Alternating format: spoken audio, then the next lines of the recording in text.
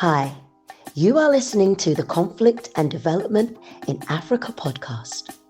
This podcast is for policymakers, governments, researchers, students, businesses, and anyone that is interested in conflict and development issues in Africa. On this podcast, we hear from experts from across Africa and the world. Your host, Dr. Michael Nwankpa, will ask the questions you would want answers to. Michael Nwankpa has an extensive experience spanning over a decade studying, researching, writing, and consulting on conflict and development issues in Africa.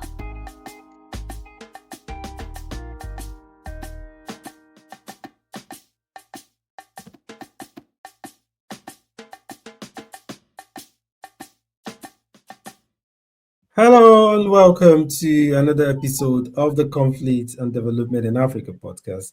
I'm your host, Dr. Michael Nwankpa. Today we're going to be discussing house demolition and land grabbing in Nigeria, looking at the legality of such actions under the Nigerian Land Use Act. I'm joined by a special guest, Dr. Ambrose Igboke. Dr. Igboke is a communication scholar. He's a journalist, a broadcaster, and a public relations consultant.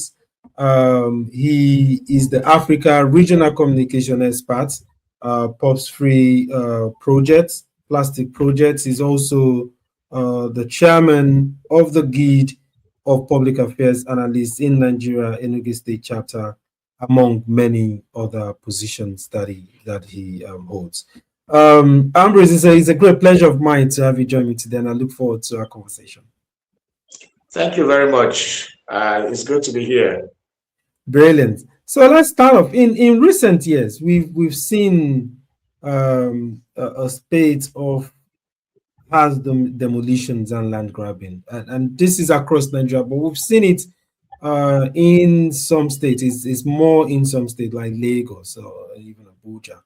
What are the factors behind these kind of demolitions and land grabbing? I think one of the biggest problems that gave rise to land grabbing in Nigeria is the fact that the Nigerian states, both at the federal level and at the state level, have refused to engage in proper town planning mechanism over the years. So because of the absence, nature abhors vacuum. Because of the absence of proper land town planning, a lot of people, take the initiative to start appropriating land to themselves. And this cuts across both state actors and non-state actors. So what happens that those in the Ministry of Land begin to appropriate land the way they want. They sell the idea to commissioners, they sell the idea to the state governors. And because the Land Use Act, which is a military, decree that was effected in 1976, that is refused to be purged from our constitution and turned to a parliament, an act of parliament, was still left there, where the sole ownership of land in every state was vested on military governors, now civilian governors. So it doesn't matter whether the land is your ancestral land, whether it's your farmland, whether you inherited it across many generations.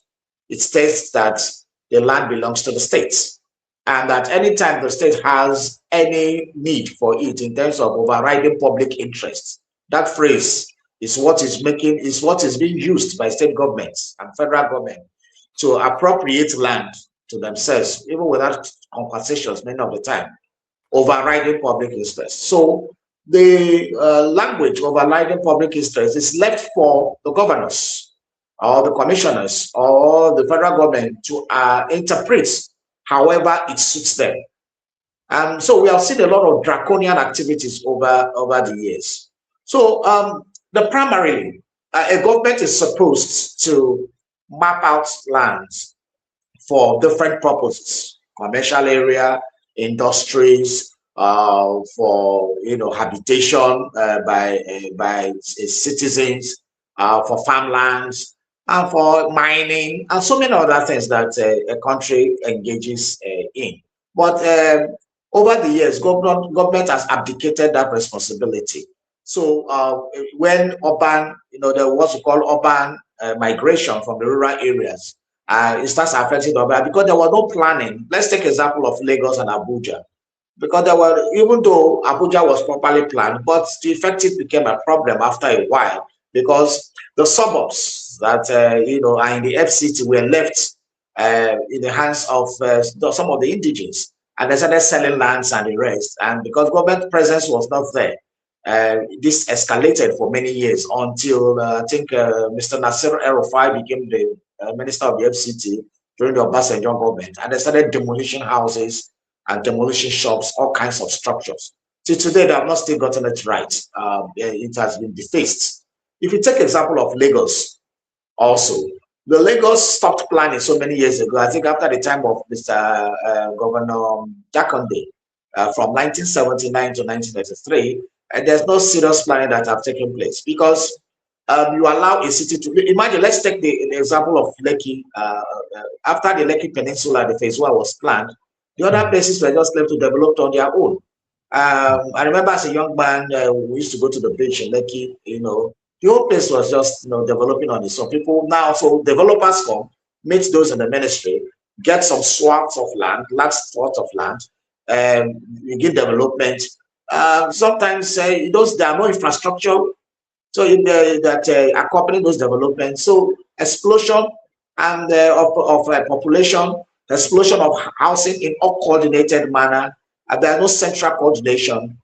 So these are the things that have gone. So what happens is that the natives of the place, or sometimes the people that found themselves first to arrive at a place, appropriate the land as their own, and they begin to sell this kind of land. In most times in collusion with the state actors in the ministries. And a lot of time there will be multiple, some greedy ones sell one piece of land to different individuals, sometimes 10, 5, 15, 30. And then, everybody claims it is their own. And it has escalated in wars and fighting and the rest. And but in Lagos, there's a thing that has glued to the public called Omonile. Omonile, transliterated into English language, means the child of the soil. So, which means in broader terms, the native of the place. And when you they sell this land to them, the government will come back and tell you, oh, this land, he doesn't have the right to sell it. He doesn't have the right to sell it. But sometimes this land has genuine documents from the ministry, from the departments that are responsible for it in the various states. But government still turn around and say, oh, the person that issued it in error, or the person has retired, or the person was not supposed. Genuine document that was given, and then the rest thing that they say, oh, it's a government mapped out area, and it's it's not supposed to be used for individual development. So these are some of the underlying currents and factors that have entrenched the issue of land grabbing in Nigeria, both by state actors and non-state actors. Oh, very interesting. Thank you for such a broad explanation. There are certain things that are picked out from there, but let's stay on the state actors. Like one of the things that we've seen, and I said that in my last book, that Nigeria is a militarized democracy where the military still rules in some way. And you mentioned the Land Use Act of 1978, and that is like our constitution is a military document. It's one that is militarized. And then I think can you talk a little bit louder? It's raining here, and I'm struggling to hear you. I was just agreeing with you on the continued influence of the military in Nigerian politics. And you mentioned the Land Use Act of 1978, and how that is a military document. So I was agreeing with you that in my last book, I talked about the Constitution itself is also a military document, and how Nigeria's democracy is a militarized democracy. So, but I will pick on some of the things you mentioned, but there's an aspect that I want to focus on, the overriding public interest, which is, I think, part 5 of the that Land Use Act. But what we've seen specifically in Lagos, we've seen where it does look like a particular category of people, maybe a particular tribe of people are being targeted. So I want to see if you agree with that. So we've seen in places maybe like in Alaba, maybe see places in Oshodi, places where, let me say that the Igbos are kind of like concentrated. Maybe they are businesses, maybe they are houses. Do you think this falls under that, or do you think there's other underlying things in this kind of demolitions by the state government? Yeah, there's a big problem with that phrase, overriding public interest. It is very bogus, very wide-reaching, and very, very ambiguous. I think it was contrived to be like that so that it will favor the government. And let's take an example of some other countries where once the land is established as your own, especially through ancestral lineage, through inheritance over the years, it is your land. Even if the government, for example, discovers crude oil or discovers other solid mineral that's on your land, as is applicable in the United States, for example, any land allocated where you are the owner of the land and any mineral resources is discovered for the overriding public interest of the state. The land in that place, the land belongs to you. So the government comes to you, discusses with you, tries to exploit mineral from the land, and bring you into the transaction, and then earn massively from the oil production in that land, or gold, or whatever that is being processed from the land. Sometimes generational, you earn from it, your children earn from it, your grandchildren, your whole generational line. That has made some families in the United States to be rich across all generations. Till today, we have seen it happen, and some of the multi-billionaires in America sometimes are the people who oil discovered. Some of them sold to bigger oil companies and the rest. But this is not applicable in Nigeria. In Nigeria, it is said that you don't even own the land. Your ancestral land, that your ancestors have been there for, let's say, 1,000 years, 600 years, 500 years, you don't own it. That belongs to somebody in Abuja, or called the federal government. And when, something is discovered there, for example, oil exploitation, you are pursued away from there without any compensation. We saw that play out in the Niger Delta, in the oil exploitation. We saw that lead to agitations in the Niger Delta, killings, kidnapping, busting of pipelines, and the rest. It took the initiative of the late President Yaradua to be able to create an amnesty program that made the agitators put down their arm. But it's still going on in a milder scale. But now we are seeing it also now happening in the Northeast, where, and some part of the Northwest, where gold is being discovered, all kinds of shenanigans happening there, terrorism, banditry, sacking of villages and the rest. This is because government is not proactive. Now, the terminology overriding public interest is supposed to be something that is beneficial to the society, something that is beneficial to every citizen. And so, when you want to use somebody's property that you have given to the person, you are supposed to do the proper consultation, do adequate compensation, and ensure that the person is part of the process. But in many cases, or in most cases we have in Nigeria, the person is never part of the process. The government uses its might, come down hard on the citizen, sometimes treat the citizen like common criminals, as if they are illegal immigrants in their own country, pursue them, destroy their properties, bring down a whole village sometimes without any compensation. And this is have all shades of wrong in it, because it's not supposed to be.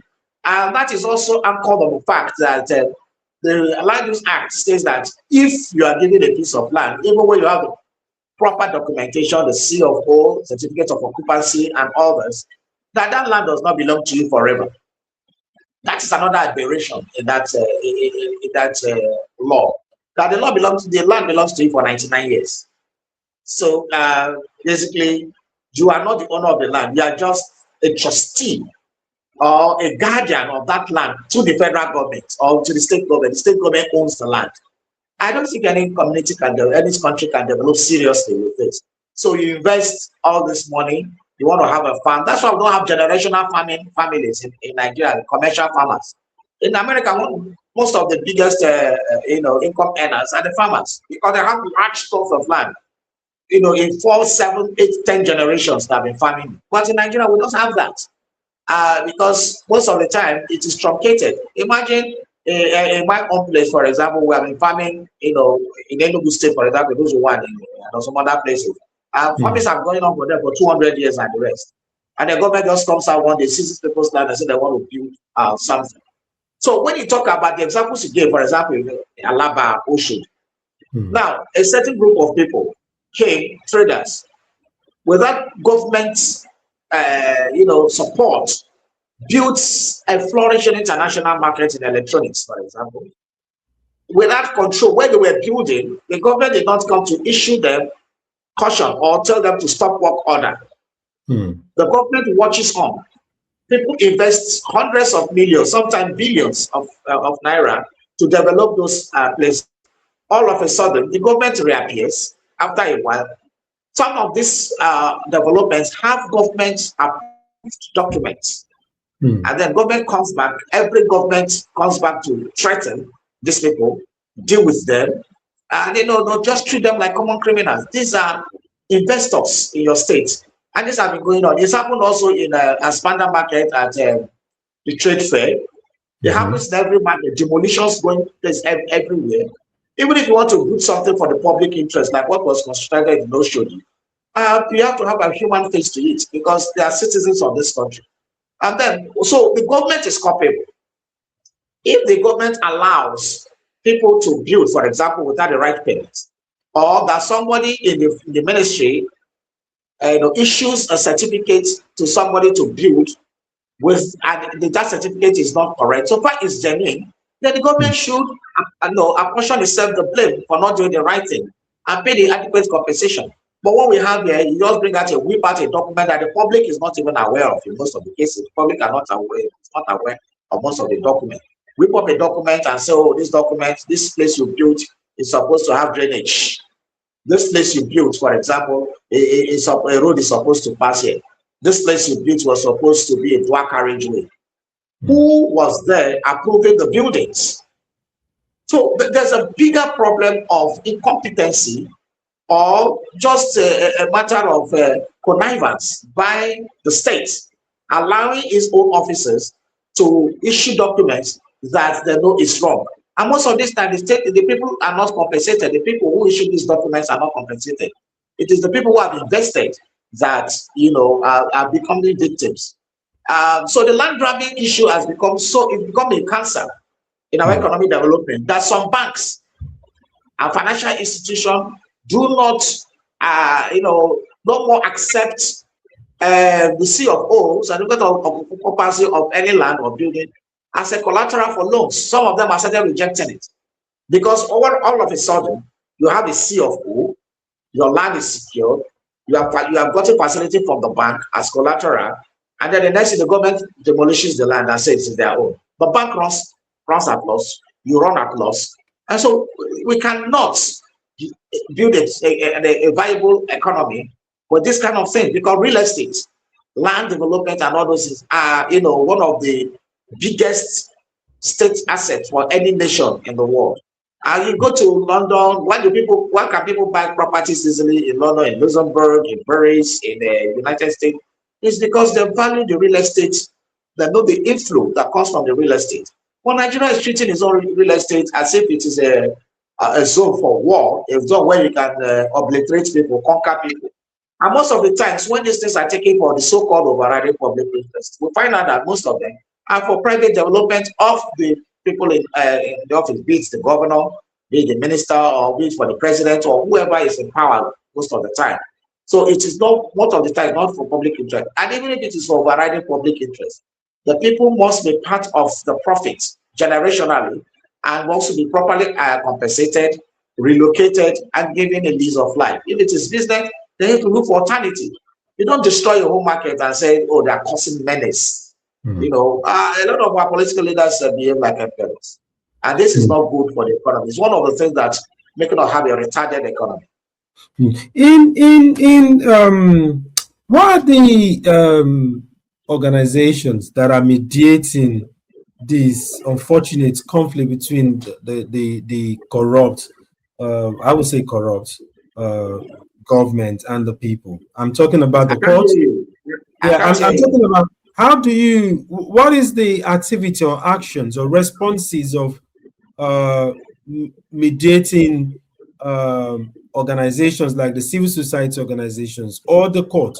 How are they responding to this in terms of bridging that gap or mediating that conflict between the demolisher and the people that are losing their land? Uh, Coincidentally, I'm a fellow of the Institute of Chartered Mediators and Conciliators, and also a faculty member in the institute. So I'm Mm, a chartered mediator by profession too. mm, And what has happened most of the time is the federal government does not even see any need for mediation. Sometimes cases are even in court. Courts have given pronouncements on stay of execution order, on injunctions, on even judgments that prohibits government from taking action. mm, Government flouts those judgments, go all the way. A case is in court, they act prejudice, they just sub judice. I mean, they act sub judice. Go ahead, do what they want to do. Nothing happens to anybody. The governor enjoys immunity. The people that deal with it are not arrested. So the mm, government has conquered the instruments that are supposed to check it. When you now come to mediation, the government feels that it is its own power, its own might, and its own authority to deal with its citizens however they like, and that the citizens have no right to complain. So when you do mediation, for example, most of the civil societies are handicapped. The civil society cry out. Most of the time, these issues of uh, land grabbing by the government, because the highest land grabbers are the government mm, of the various states, both the local government, state government, and federal government. They are the highest land grabbers, and it's because of that the some citizens follow them suit. The traditional rulers, some powerful individuals, people just walk to somebody's house and confiscate it. So if government was not doing it, individuals should not follow. So a lot of time the government just thinks it's in their own rights that they own the land and can do with anybody anyhow they like. So they are not even available for mediation. So the civil societies most of the time talk about it, most of the mm, time write about it, most of the time campaign against it, like what we are doing here. And mm, but the laws that make the government to that empowers the government to do it and make them enablers of this kind of issues, as the laws are still there protecting them. But again, the Land Use Act itself is not totally wrong. It's just the application, just like what is applicable in most of our phases of life in Nigeria. mm, Our constitution, as the way it is, has no serious fundamental problem. It's just that the way we apply it. So when you apply the laws in a draconian way, when you apply the law not for the overriding public interest, but for reasons, personal gains, and to make a point. You know that sometimes the governors just destroy people's property to make a point, mm, just to tell you that they're powerful, just to make a point politically, and so we can deal with you when we wish it. And because they get away with this thing, most of the time when the person leaves office, those kind of actions don't come up. The only thing that comes up sometimes is the issues of embezzlement and corruption to EFCC, ICPC. But those fundamental atrocities that were committed beyond financial crimes are not even investigated most of the time. So that is a place the civil society can come in, because there's this void. So most of the time, when the governor loses his immunity for the actions he committed in his office, most of the time it's just the financial crimes that they trace. What of the human crimes? mm, What of the social crimes and other crimes that are committed when they were in power? I think the civil society should begin to start with the former governors and begin to interrogate these things, begin to investigate them and begin to bring some of those things to the fore. However, most of the civil societies are incapacitated by funding. They don't have the right fund, the fund to do this investigation or do some of the things that they're supposed to do. So that is the quagmire we find ourselves right now. We've seen. I was watching. There's a recent documentary that has just come out. I was watching it a few days ago, and was looking at Lagos, looking at the blatant, brazen inequality when you go to the island, to Lekki and other sites, and then you look at what's happening in the mainland. Look at Makoko, for instance, and how people are being displaced. And you're talking about them. And then I was watching one woman that's talking about the hopelessness, talking about the injustice to the people and the hopelessness of where to get justice for these people. So what I'm hearing,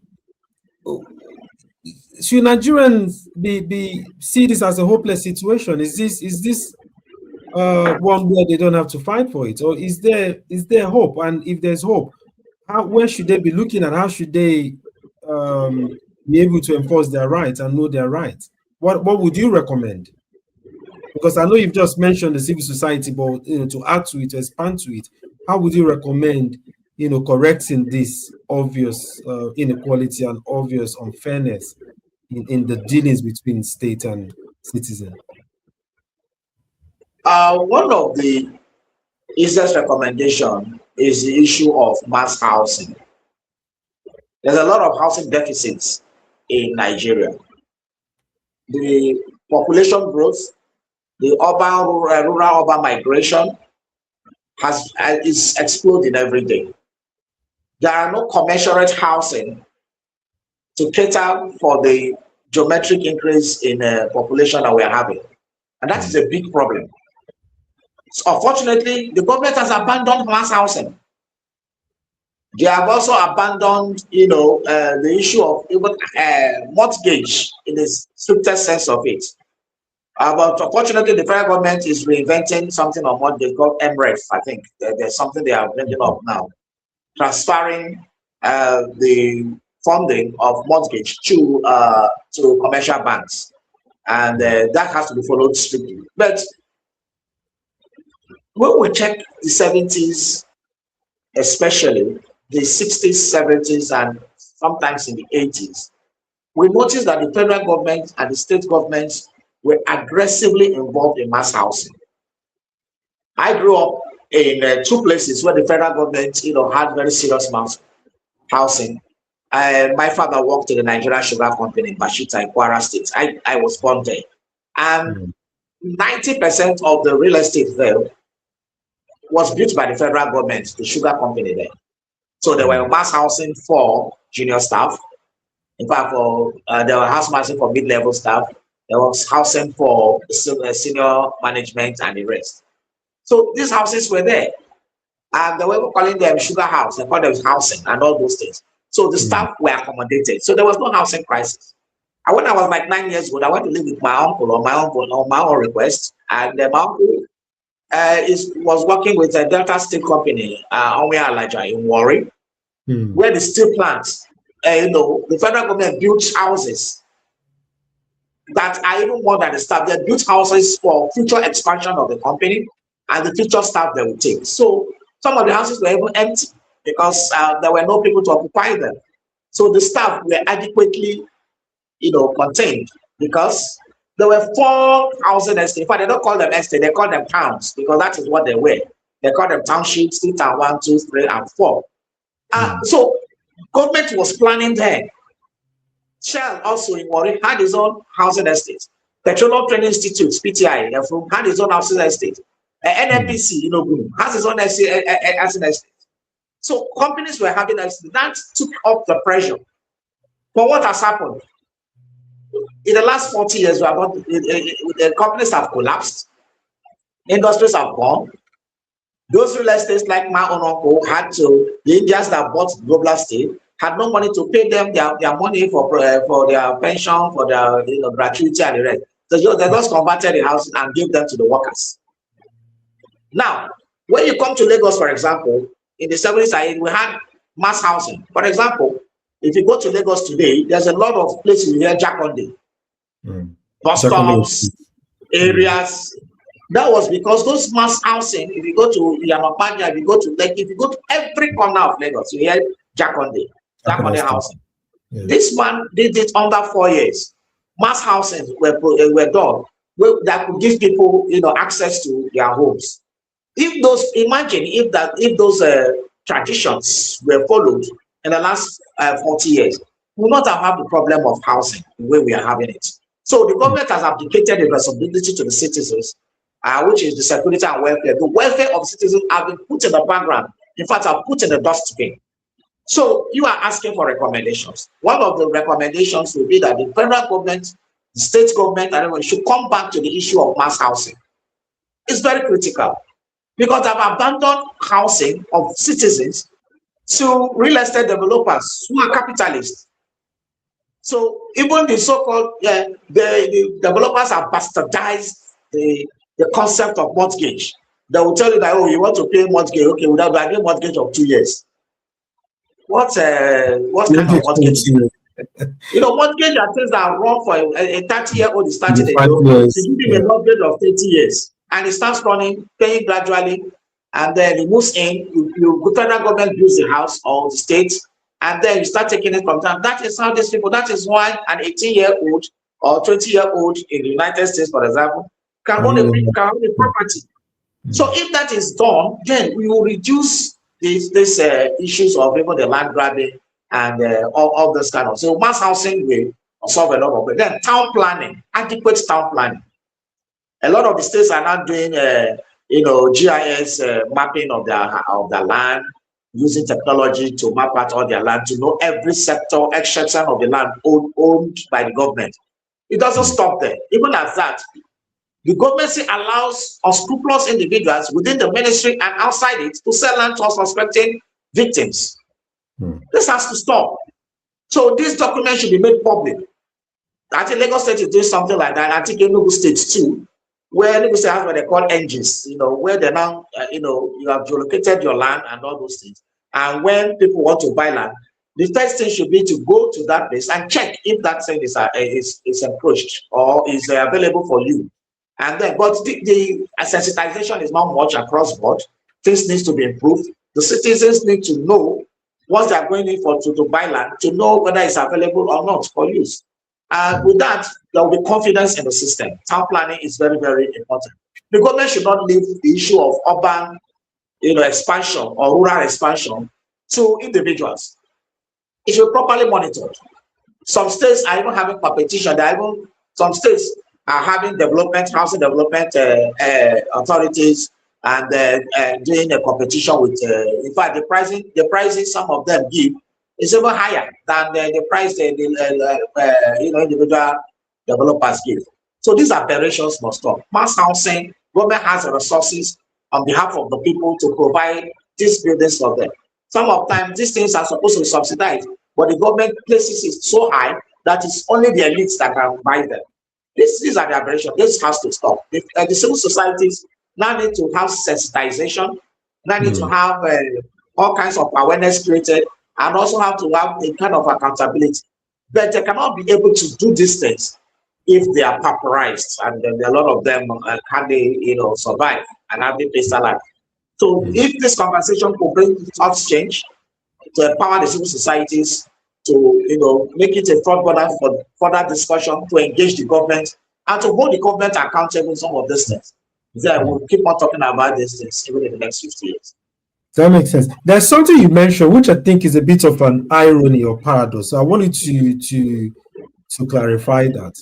So when you started off, you started by saying the Land Use Act, which I agree is a military document. So it's a militarized document with all of these bogus, vague sentences and clauses. But you then again in your further comments, you said, there's nothing really, really wrong with the Land Use Act. It's the application. Can you clarify that aspect? No, what I mean is that if we are to honestly implement the Land Use Act as it is now, without the shenanigan of the selfishness of the government, we won't have the land grabbing issues the way we have them today. That is what I want to say. Even our constitution That's what have besieged a lot of our laws. Sometimes we have laws on paper. If we are really, really eager to make the society better, if the government really wants things to work for the citizens, even the way the Land Use Act is currently constituted, there will not be land grabbing. But because the intentions are usually evil, the intentions are usually to defraud the citizens. That is why they manipulate every law. They look for situations to manipulate every law to punish the citizens. That is exactly what I was trying to infer. But the Land Use Act itself as a document has no place in a democratic setting in the 21st century. Has no place in a country that wants to grow its economy.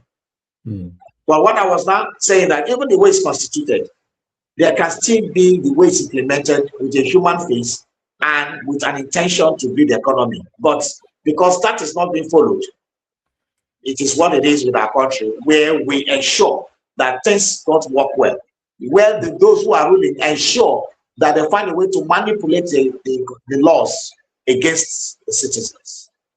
Let me come to the last question. So, because also in our land use, there's a place for compensation as well, in the part 5. But in most of all of these land grabbing and land demolition, like you rightly mentioned, I don't think there's been compensation or proper compensation where compensations have happened. How do you see that increasing the poverty of the people? And how do you also see them leading to conflict like crime in the society, insurgency? Is there any linkage between all of these, the level of injustice? Also looking, if I trace it back to also the civil war, back now and seeing the level of injustice that have built up in Nigeria and looking at how all of these add into that. Do you think it has a role to play in the insecurity and how it leads people to poverty and also might push them into insurgency? And how should we deal with it? Yes, it has. If you take the issues of territorial access and territorial ownership over the years, if you are a student of history, globally, you will even see that the issues of territory and land has been causes of a lot of the wars in the history of mankind, from the ancient Greeks to the Roman Empire to the Ottoman Empire, even to the Middle Ages here. Territories have been conquered. Even currently, Russia invaded Ukraine, and so the issues of land has always caused international wars, because countries have fought each other, communities have fought each other. Now, but when it comes to Nigeria's case, where the laws are so draconian, it has, in fact, been one of the major sources of conflict. Because let's take an example of oil exploitation.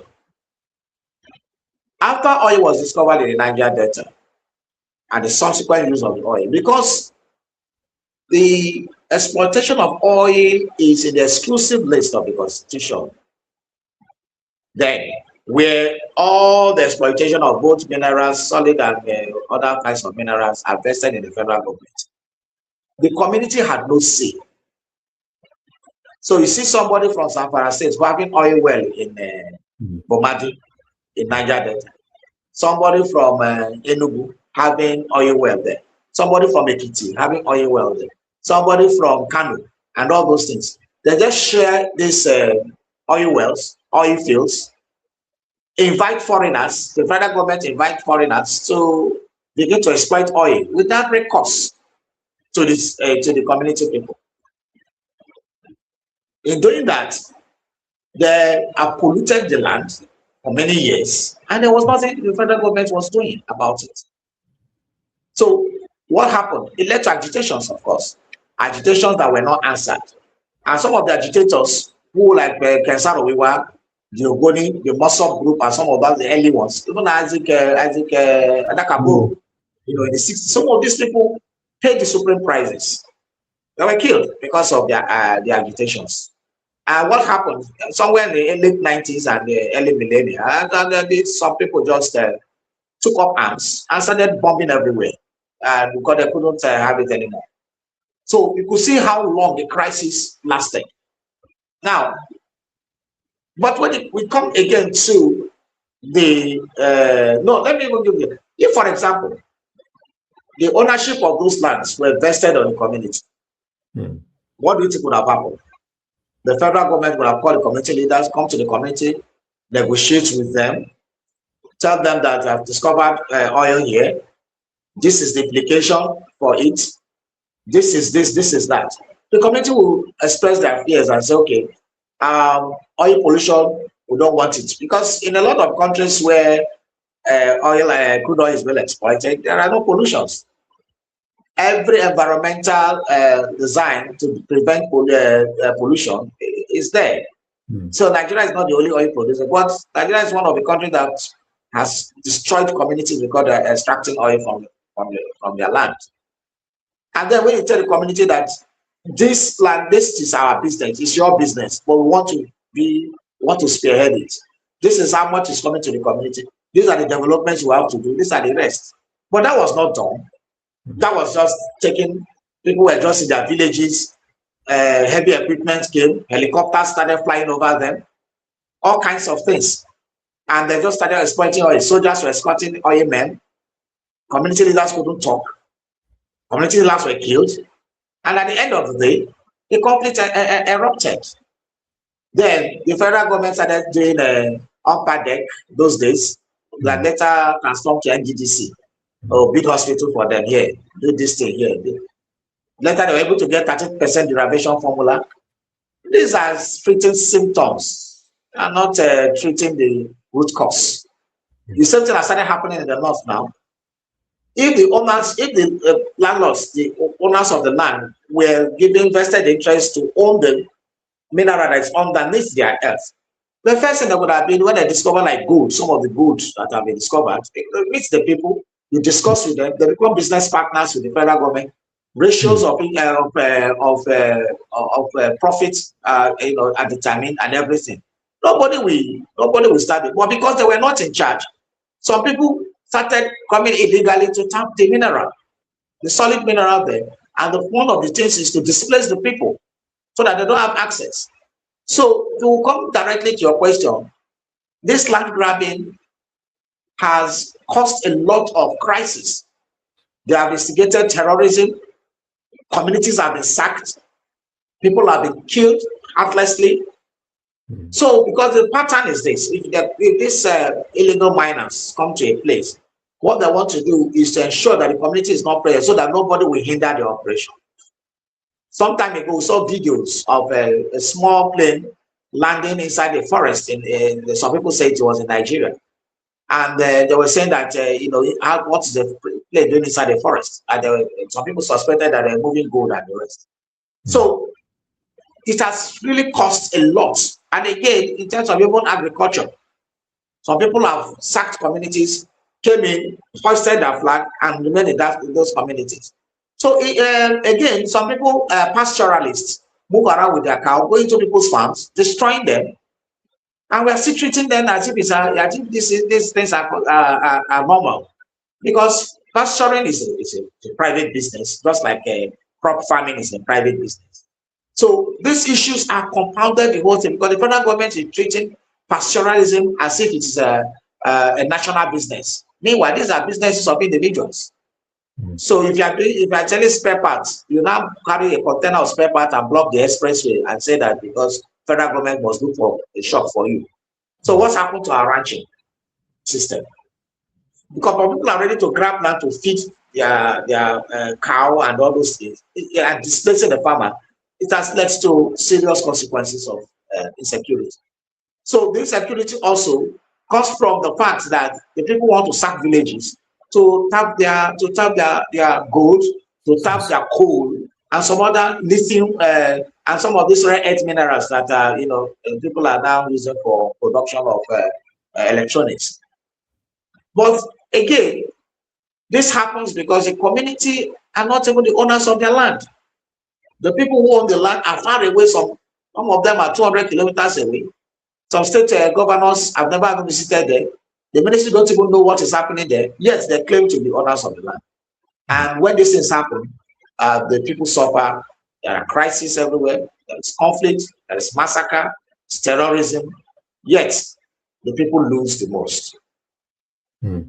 Wow, Ambrose, this is I wish we can go all day talking about this. I agree with all of your analysis, and I share your optimism that the people that are invested or that should do stuff can hear this, and then we can amplify our voices and use this kind of platform to create that sort of awareness or consciousness in the people as well, not just the government, because the people and enlightened people are then able to fight for their rights and ensure that the right is being honored. So, but I really appreciate your very, very deep insights into this subject. Thank you for honoring our invitation. And well, I will leave with this and say that there's a fundamental problem in the social contract between citizens and the state and the government in Nigeria, and that needs to be tackled. That needs to be addressed. And that is the foundation of all of the problem. Well, thank you very much once again, and I wish you the best, and I'll be in touch shortly. Thank you very much for having me on the show. It's a great pleasure to be here. Brilliant. Have a great day. Thank you.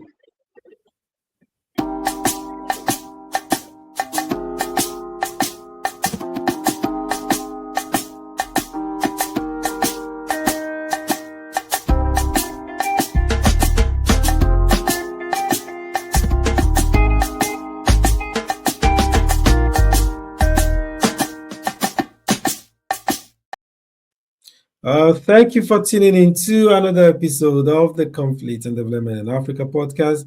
As usual, join me to thank our guest, Ambrose Igboke, for his very rich analysis of how illegal demolition, land grabbing, and the outdated militarized land activism as well. For now, stay blessed, and I'll see you next time.